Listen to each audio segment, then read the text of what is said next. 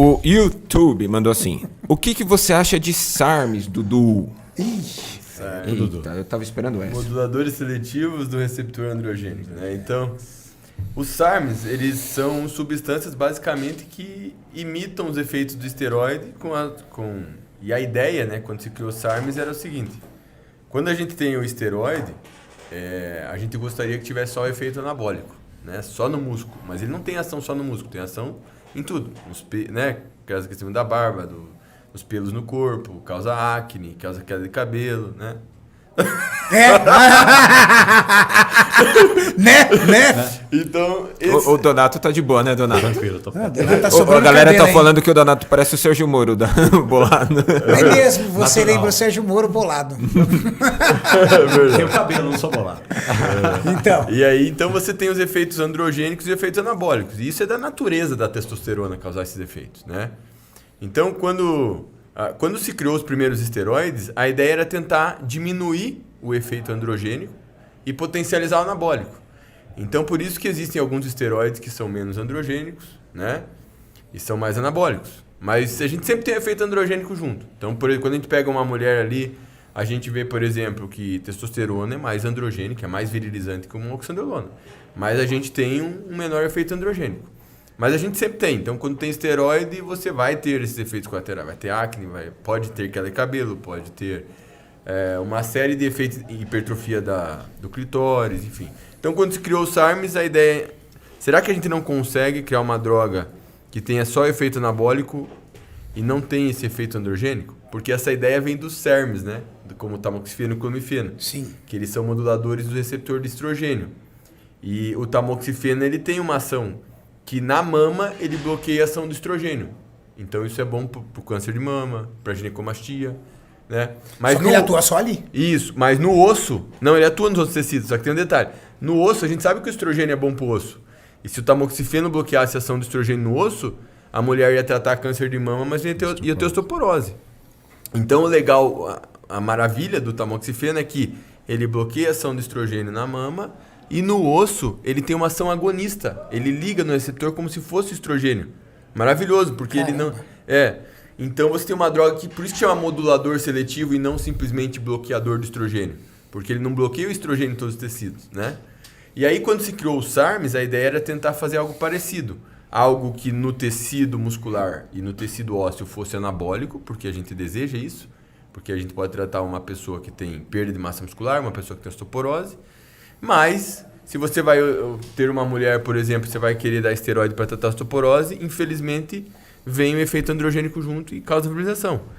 E aí a ideia do SARMs era você ter uma droga que só tivesse ação anabólica no músculo e no osso, e em outros tecidos, como o clitóris, a próstata, ela não fosse androgênica, ou fosse muito fracamente.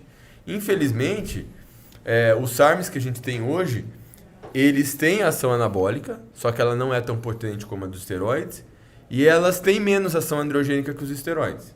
Então, beleza. Só que elas ainda têm ação androgênica. Então, o que acontece?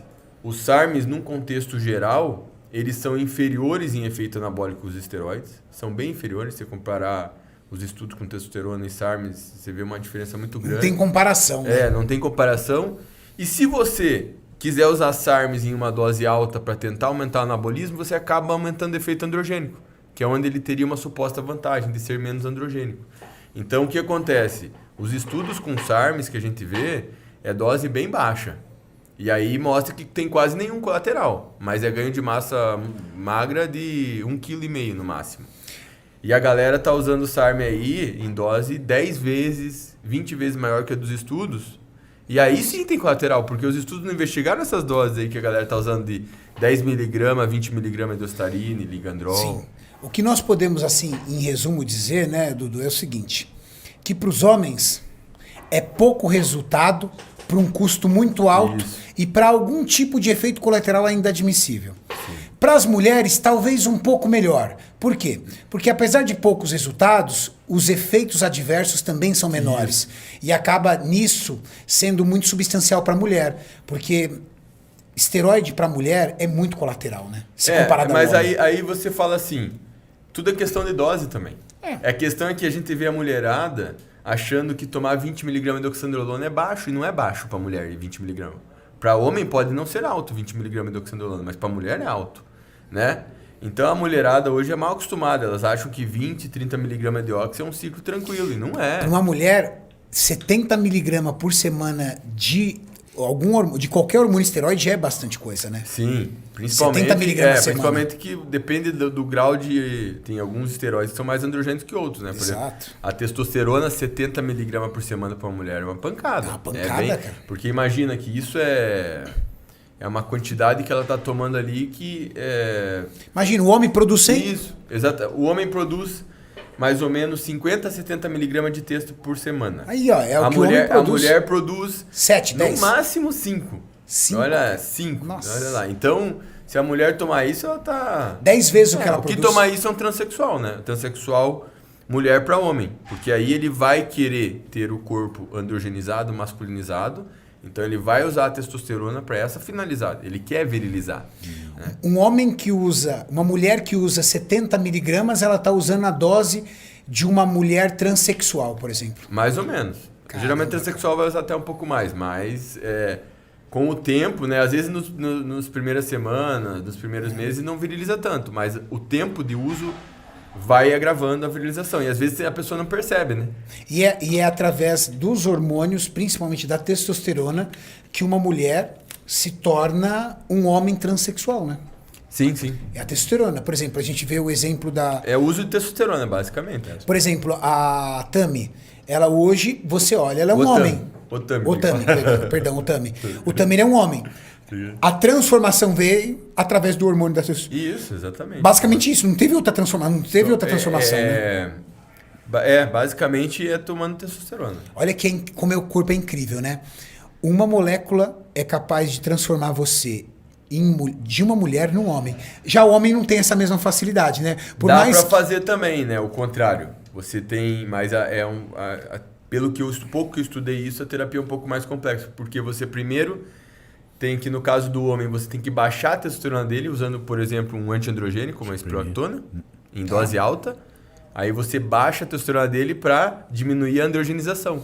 E aí depois você entra com o estrogênio no homem para ele... É isso mesmo. Você vai diminuir a androgenização. Por quê?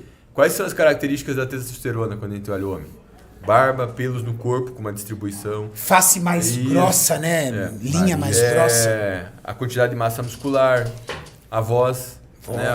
A voz mais grave. Então, tudo isso é característica da testosterona. E a mulher não tem isso justamente por ter baixa testo. Sim. Por ter a testo baixa. Quando você aumenta a quantidade de hormônio androgênio, de testosterona na mulher, você vai acabar adquirindo essas características gradativamente. Não é de uma hora para outra, mas... E isso, né, é um desequilíbrio muito grande. Por exemplo, o homem que resolve se tornar um transexual, imagina o desequilíbrio hormonal que ele tem, por exemplo, como libido e outras coisas, suprimindo totalmente o hormônio androgênico e elevando absurdamente o hormônio estrogênio, né? Eu não conheço os detalhes assim, mas... No começo, com certeza, gera uma série ali de problemas, de colaterais, né, em decorrência disso.